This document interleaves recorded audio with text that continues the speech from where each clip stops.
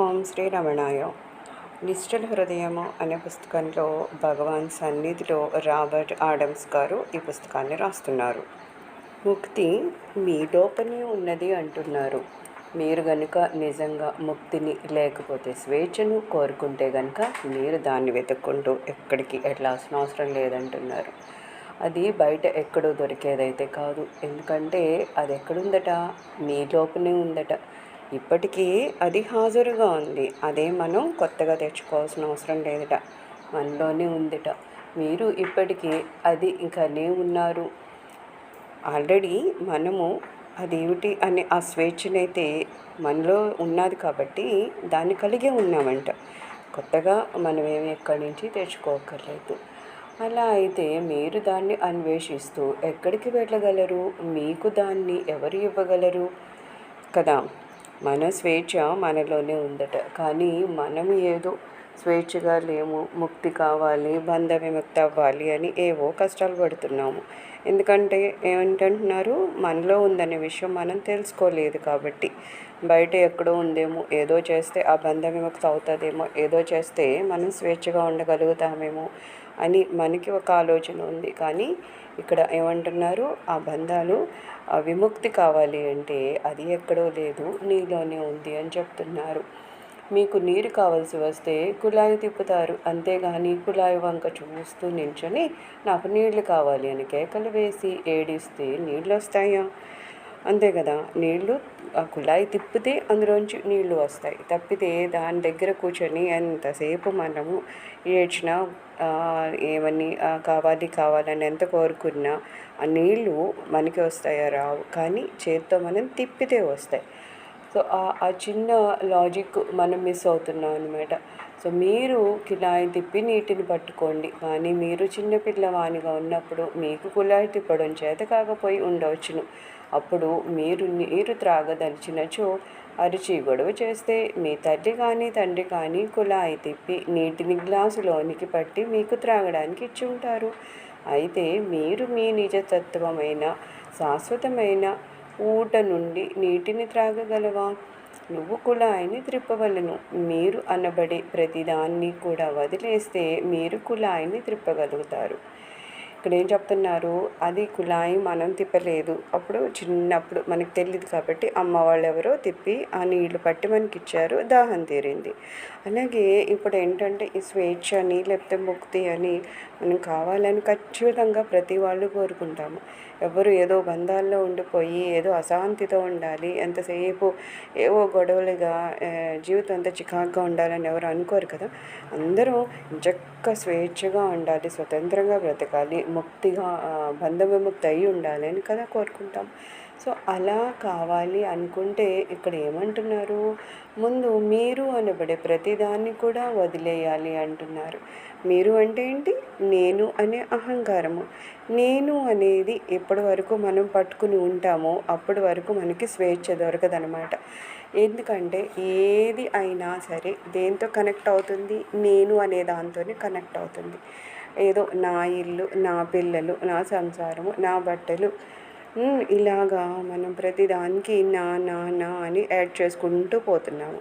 అలా యాడ్ చేస్తున్నాం కాబట్టి మనకి స్వేచ్ఛ లేకుండా పోతుంది.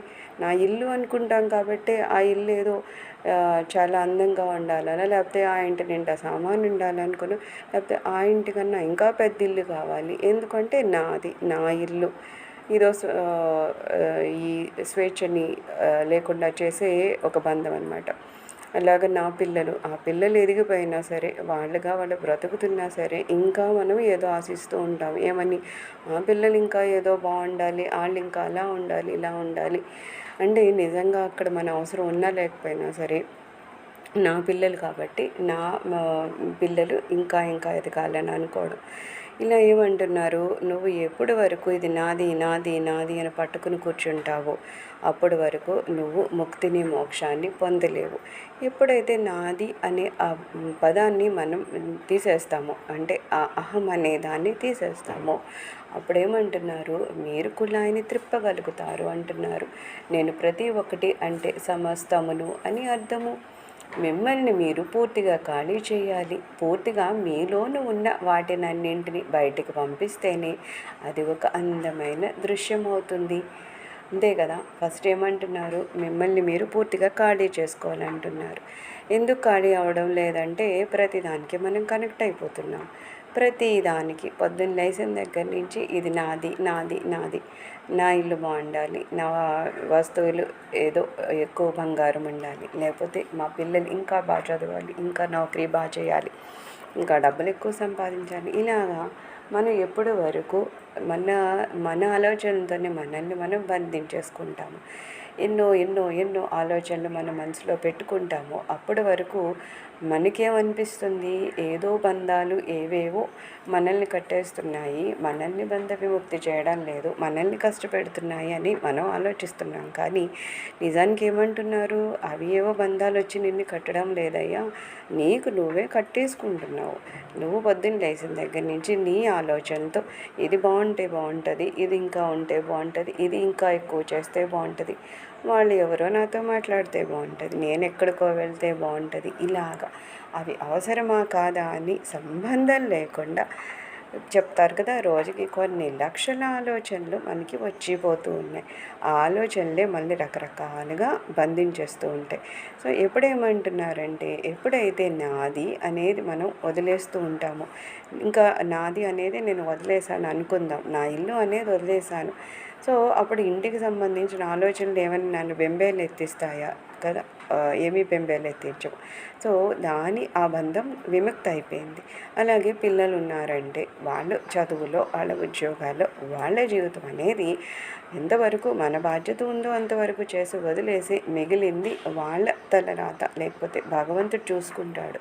లేదు, వాళ్ళ కష్టాలు బట్టి వాళ్ళకి జీవితం ఫలితాలు దొరుకుతాయి అని అర్థం చేసుకొని మనం వదిలేస్తే ఆ పిల్లలకి సంబంధించిన బంధం ఏదైనా ఉంటుందా? ఉండదు. అది కూడా నన్ను వదిలేస్తుంది. అలాగ నెమ్మదిగా మనకి ఉన్న ప్రతి ఆలోచన ఎంతవరకు ఆలోచించడానికి అవసరమో, ఎంతవరకు ఆలోచించాల్సిన అవసరం లేదు అని కనుక మనం ఆలోచించుకుంటూ పోతే ఆఖరికి ఏమర్థమవుతుంది? మనం ఆలోచించడానికి కానీ, మనం బంధించబడడానికి కానీ ఏమీ లేదు అని అర్థమవుతుంది. సో అలా గనక మనం ఆలోచనని ఖాళీ చేసుకుంటూ పోతే ఆఖరికి ఏమవుతుంది అంటున్నారు?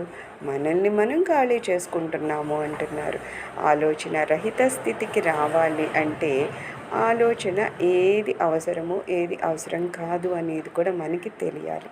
ఎప్పటి వరకు మనకి ఆలోచన ఏది అవసరం కాదో తెలియలేదో అప్పటి వరకు మనం ఆలోచనల వెంట పరిగెడుతూ ఉంటాం. అయ్యే ఆలోచనలు మనని ప్రశాంతంగా బ్రతకనివ్వకుండా బంధాల్లో ముంచేస్తూ ఉంటుందన్నమాట. అందుకని ఏమంటున్నారు? ఎప్పుడైతే నిన్ను నువ్వు పూర్తిగా ఖాళీ చేసుకున్నావో అక్కడ ఏమంటున్నారు? ఒక అందమైన దృశ్యం ఉంటుంది అంటున్నారు. మనసులో ఏ ఆలోచన లేదు, చాలా ప్రశాంతంగా ఉన్నాం, స్వేచ్ఛగా ఉన్నాము. ఏది మనల్ని బంధించదు, ఏది మనల్ని దుఃఖపెట్టదు, ఏది మనల్ని భయపెట్టదు. అలాంటప్పుడు మిగిలేదేంటి? చాలా అందమైన దృశ్యం అన్నమాట. అందుకని ఏమంటున్నారు? ముక్తి ఎక్కడో లేదు, నీలోనే ఉంది అని చెప్తున్నారు. అద్వైత వేదాంతాన్ని అనుసరించే చాలామంది మీరు సరైన మాటను విన్నట్లయితే, గురువు అనుగ్రహం ద్వారా జాగృతి పొందితే మీకు స్వేచ్ఛ లభిస్తుంది అని అంటారు. అద్వైతము, ద్వైతం అంటే రెండు కానిది అద్వైతము.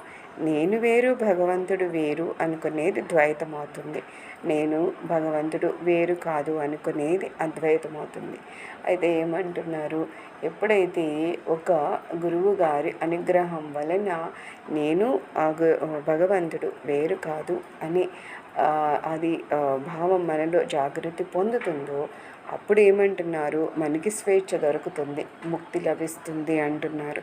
ఎందుకంటే భగవంతుడు ఎక్కడో ఉన్నారు అంటే ఎక్కడో ఆ స్వామిని వెతుక్కుంటూ మనం వెళ్ళాలి. లేకపోతే ఒకటి భయం కలిగిన, ఆందోళన కలిగిన, ఇంకా ఏం కలిగినా సరే ఆ భగవంతుడి కోసం ఎక్కడో చూస్తూ ఉంటాం. కానీ ఎప్పుడైతే నాలోనే స్వామి ఉన్నారు, లేకపోతే నేనే స్వామి అయి ఉన్నారు అని అనుకున్నప్పుడు ఏమవుతుంది?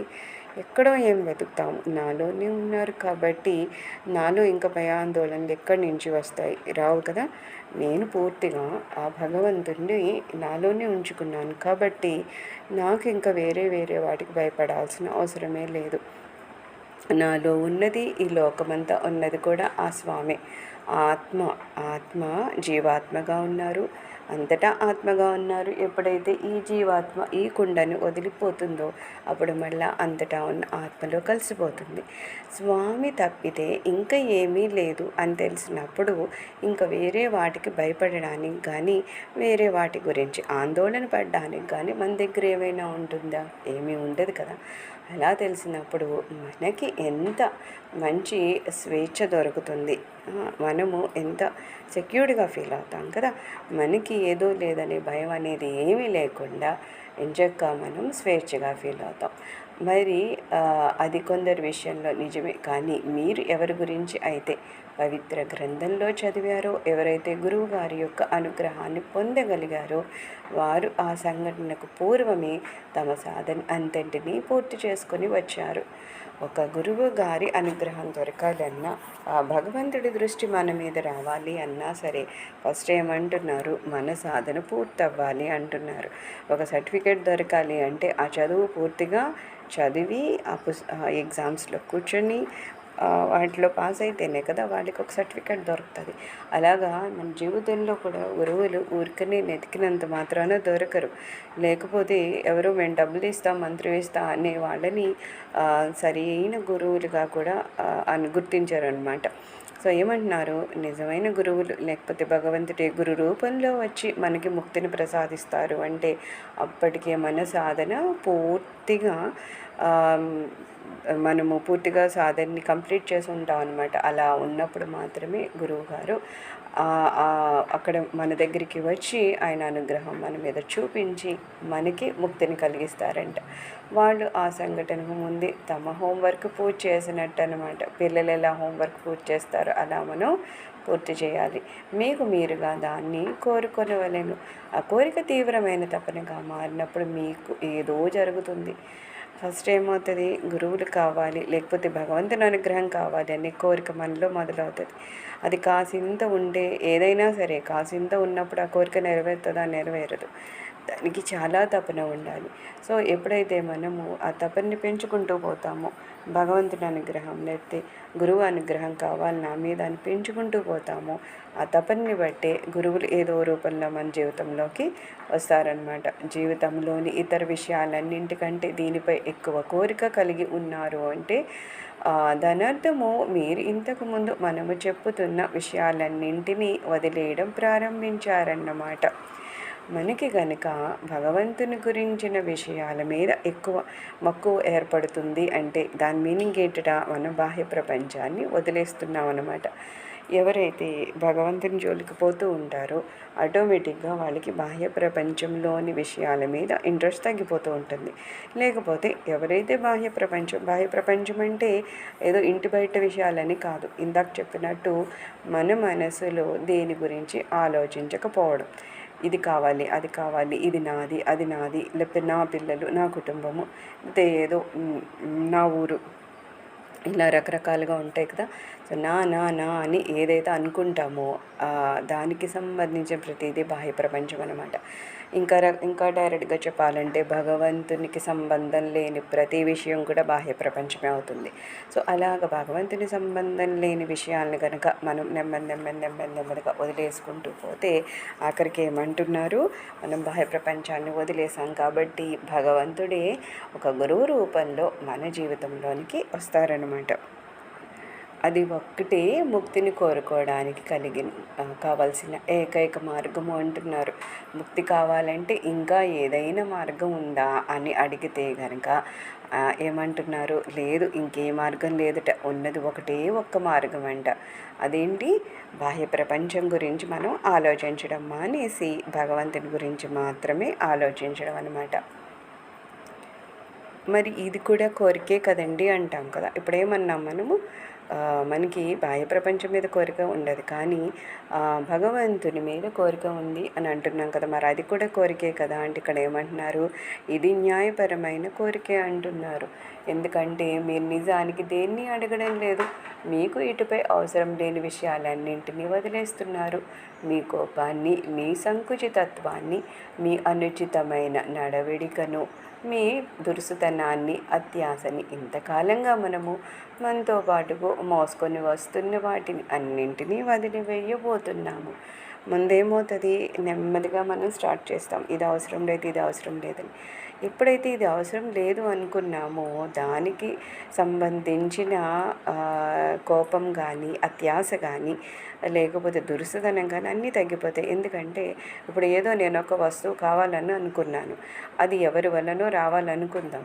అది కావాలి అనుకున్నప్పుడు కదా, వాళ్ళు ఎవరో ఇవ్వలేదనో, లేకపోతే ఎక్కువ రేటుకి ఇస్తున్నారనో, లేకపోతే నా దగ్గర తీసుకున్నారనో ఏవేవేవో ఆలోచనలు వస్తాయి.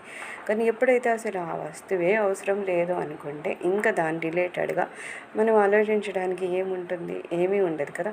సో దానికి రిలేట్ అయ్యే ఆ కోపం అవని, దుస్తనం అవని, అత్యాశ అవని, ఈర్ష్య అవని అన్నీ తగ్గిపోతూ ఉంటాయి అన్నమాట.